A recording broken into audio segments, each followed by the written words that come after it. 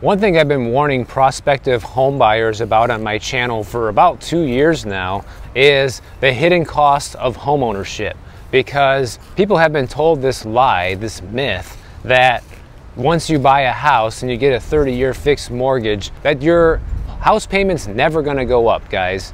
And I know I've talked about this before, so if you don't want to hear about it, I don't know why you're watching this video.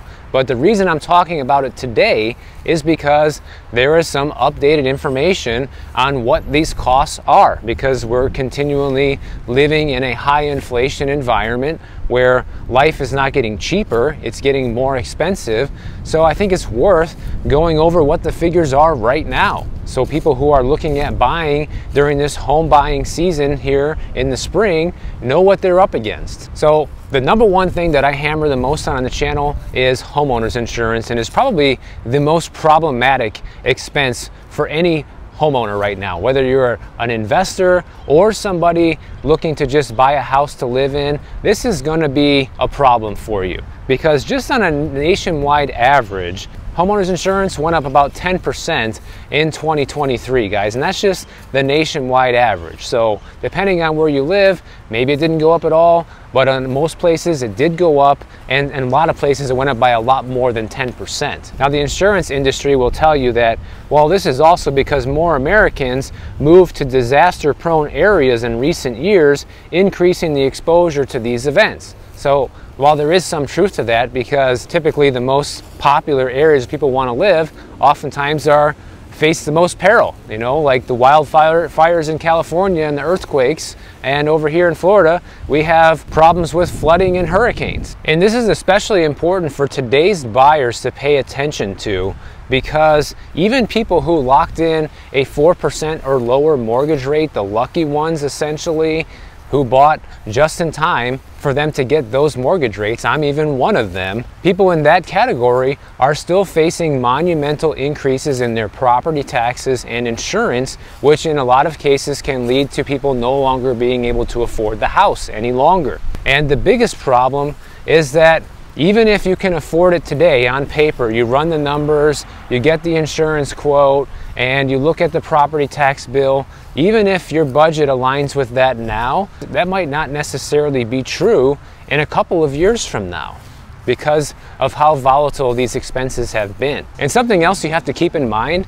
is that insurance in particular is tied with rising inflation. So the more inflation keeps raging out of control like it is at the 3.5% supposedly right now, then the higher insurance will continue to be, because the higher repair costs are, the higher labor costs are, the higher material costs are. So anytime there's a claim, it costs the insurance company more to pay for that claim than it did a few years ago, just like everything else. So that means your rate goes up. So what you're seeing right now with people who even have good rates on their house, they are having financial difficulties. They're especially having a hard time paying for the house-related expenses, okay?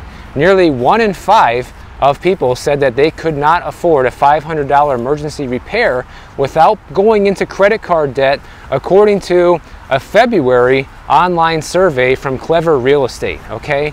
And 42% of homeowners say they've skipped home repairs or maintenance because of the cost. So, you know, a lot of people also want to see inventory come back online. Guess what?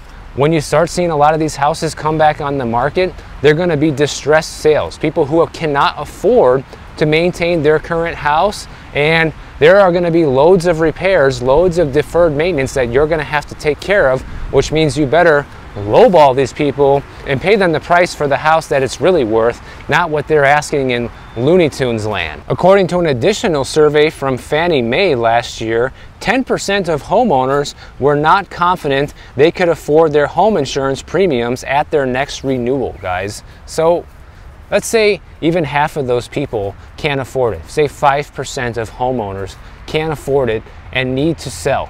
That would translate to at least a couple million homes hitting the U.S. housing market when they get their next insurance bill because they can't afford it. In fact, I just saw a woman on the news last night who just bought a house a year ago, last year in 2023, doesn't watch my channel apparently, because she got hit with the new property tax bill, which went up almost 200% from what the old property tax bill was. Her real estate agent didn't tell her about this. Of course, the mortgage company still gave her the loan, but now she can't afford the payments. So what is she doing? She's selling the house, and she's going to take a big hit because selling a house costs a lot of money.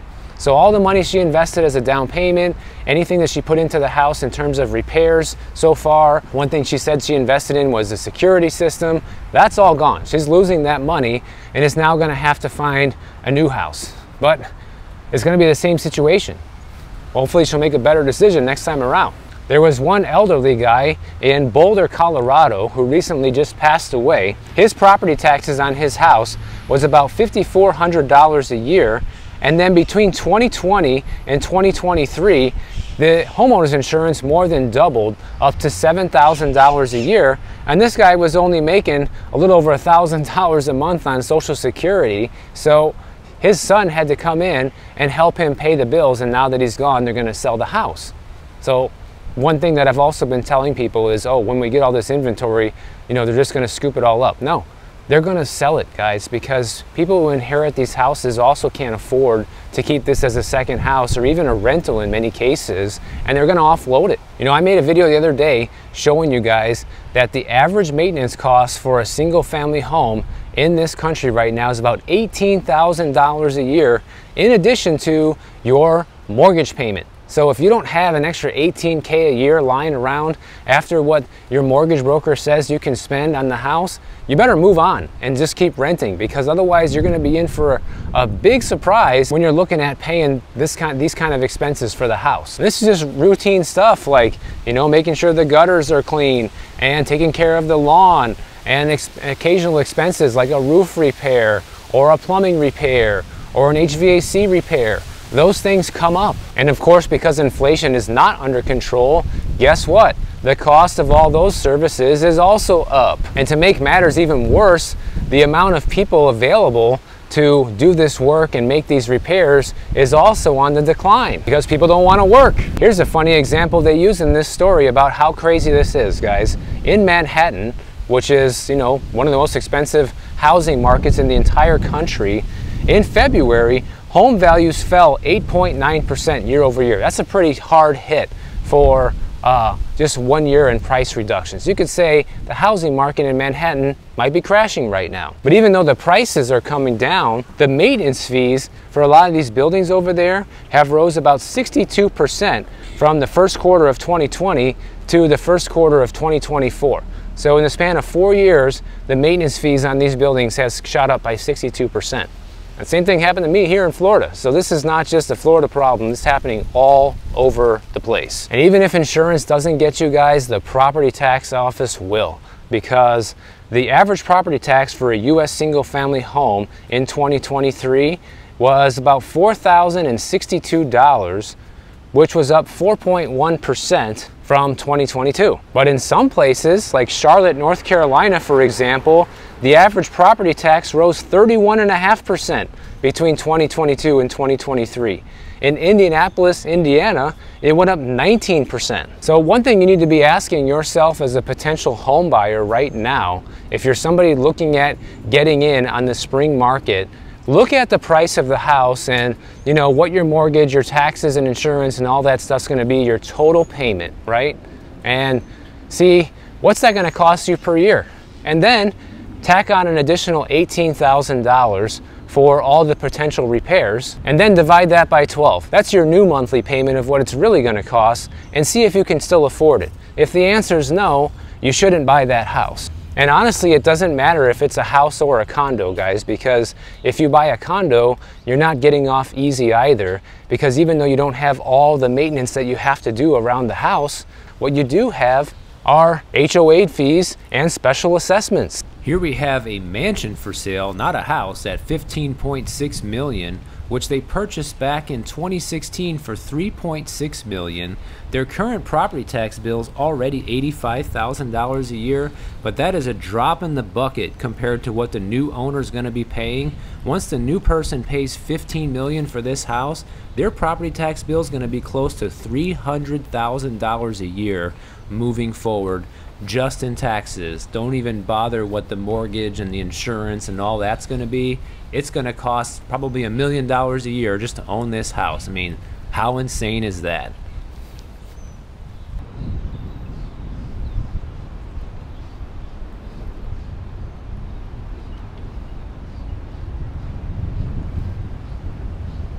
And then, for example, say you did the math I just told you and you can still afford it. The other big glaring problem that homeowners have right now, which would make me the most nervous about being a homeowner, which actually happened to me, is being dropped by your insurance company. This happened to me. I made a video about it a few months ago at the beginning of the year, and previously I had Edison Insurance here in Florida, and they dropped me. So now I am stuck with Citizens Insurance, which is the insurance company of last resort, because nobody else will insure me, okay? That's where it's at right now. And if we have a major storm, a major hurricane here in Florida that causes a lot of damage and Citizens Insurance has to pay out more than what they have in reserves right now, guess what's going to happen to insurance rates after that? It's going to skyrocket even more. That is a problem that is sort of unique to Florida, but really applies all over the country. It's just that here we have the most extreme example of it. And they're still projecting that homeowners insurance is going to go up once again here in 2024. They think it could be anywhere between another 6 to 8% increase on top of the increases people have already been seeing. And guess what, guys? It's just going to keep going up.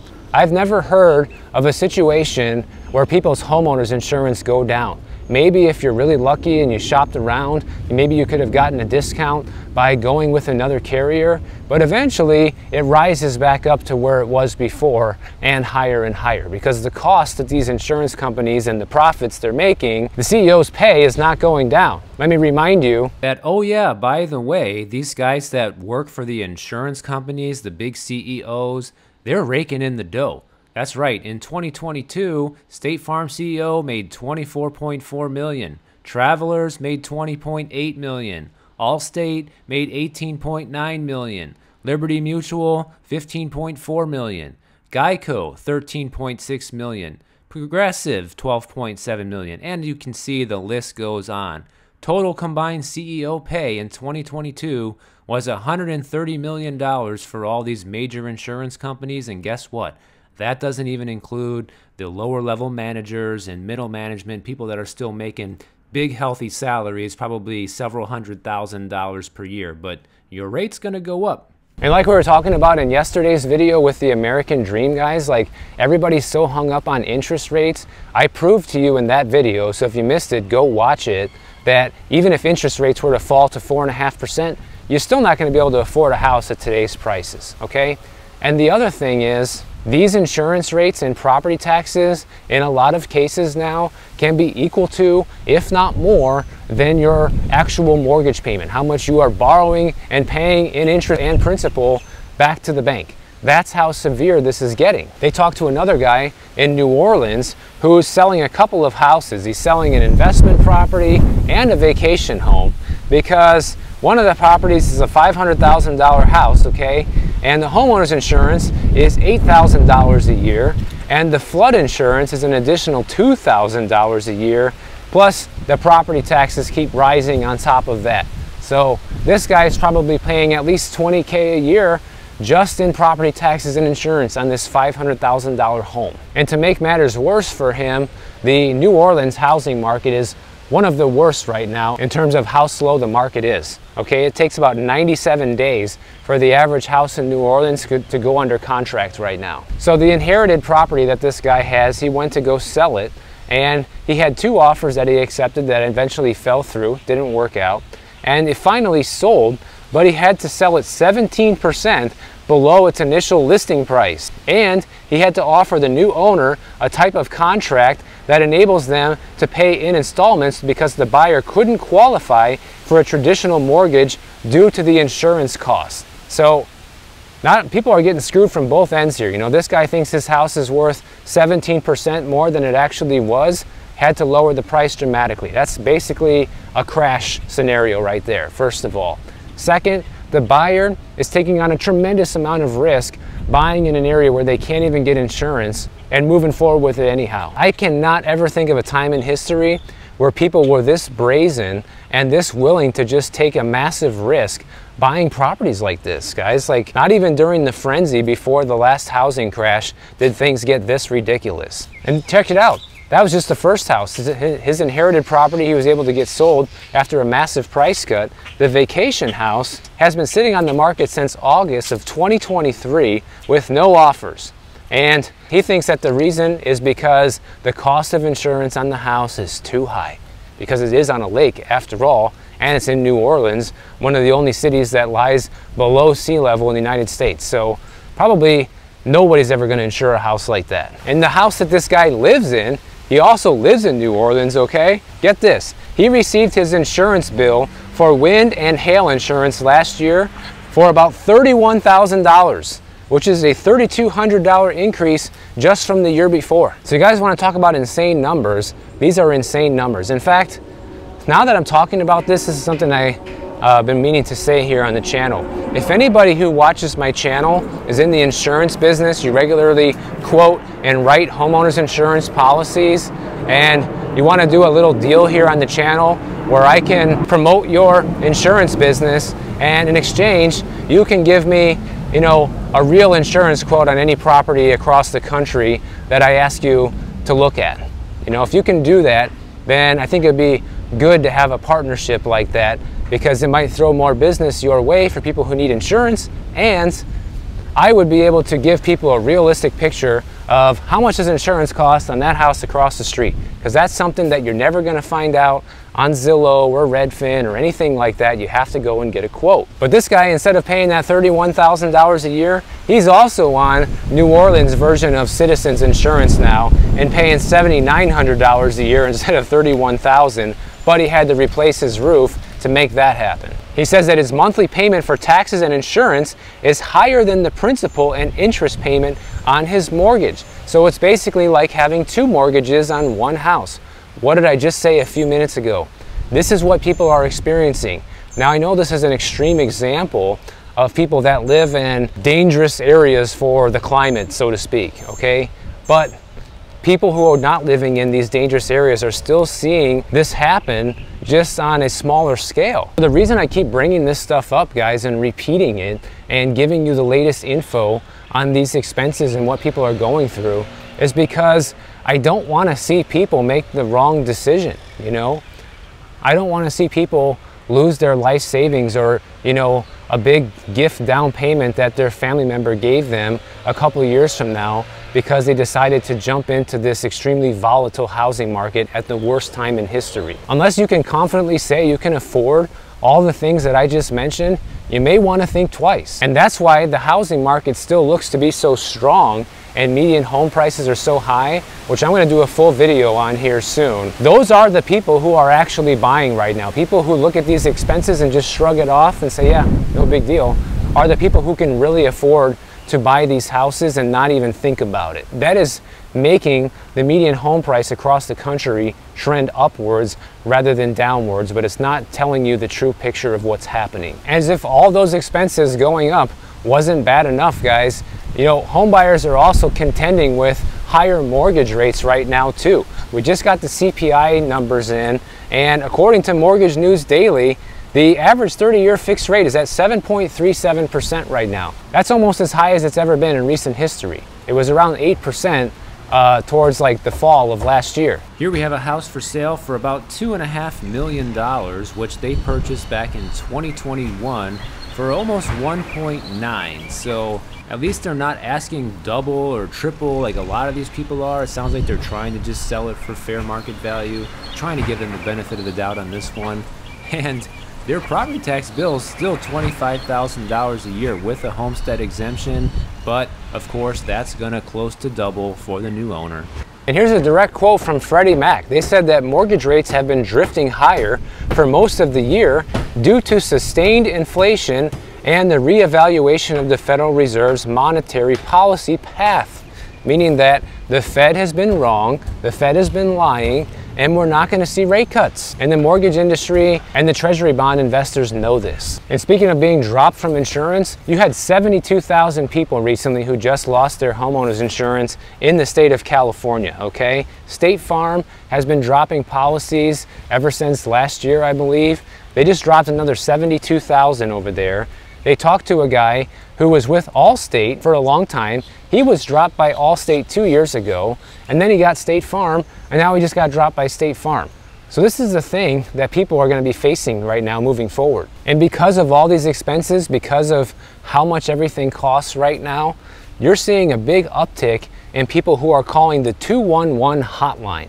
So a 211 hotline is a hotline people can call to get help for any sort of assistance they need. Like if you can't pay your bills, you're having trouble paying the rent, you need assistance trying to find a new doctor, stuff like that. But the people who operate these 211 lines are saying they're getting flooded with calls right now because people can't pay their bills. This is them saying that, not me. The biggest problem with these people who are calling in is that they make more than what the federal poverty line is, so they don't qualify for a lot of assistance programs, but it's still not enough that they earn to actually be able to pay all of their bills each month. So they're right in that middle ground where they don't qualify for assistance, but they don't make enough to pay for everything, which is really awful, to be honest. You also have people who are becoming homeless, who are calling in and needing help with that.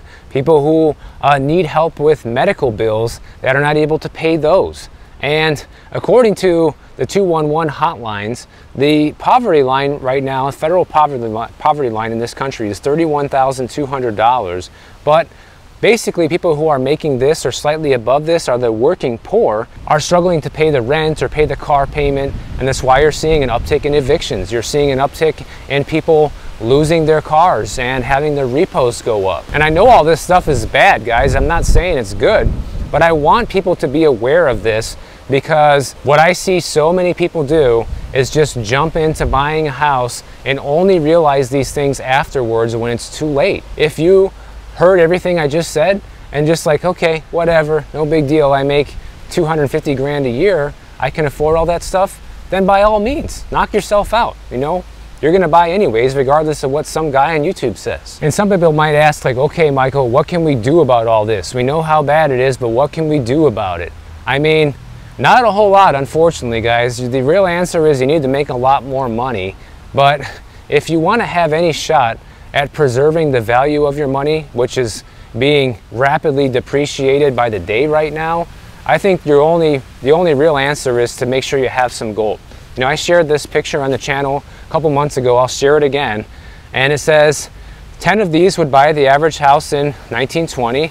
And 10 of these will buy you the average house in 2023. And in 1920, the median home price was about $6,300, okay? The price of gold back then was about $20 an ounce, which roughly translates to about $700 per kilo. So 10 kilos would be $7,000, more than enough to buy a $6,300 home, right? Well, fast forward to today, a kilo of gold is worth about $78,000, and 10 of those would be $780,000, way above what you need to buy the median price home in the country. The median price home is only about $412,000 right now. You could almost buy 2 of them with 10 kilos of gold at this point. And guess what? This is not because gold has risen in value so much, it's because the value of our dollar has depreciated by a tremendous amount. And gold is not an investment, guys. It's not something you buy to get a return on investment. It's something you buy to retain your wealth. As you can see, if you would have bought 10 kilos of gold 100 years ago for $7,000, that same 10 kilos is now worth 780 grand. And that's for doing nothing. That's for holding gold bars. That's it. That's all you did. You bought it and you held on to it. And while buying gold is not going to solve all of your problems, at least if you have some extra money laying around, you can store some of your wealth that way, so you can be guaranteed that it's not going to be eroded by future inflation, which at this point we're all but guaranteed to have. So if you guys enjoyed this video, make sure you subscribe to the channel, and if you don't want to wait for my next video to come out, check out this one on the screen right over here, and I'll see you in the next one.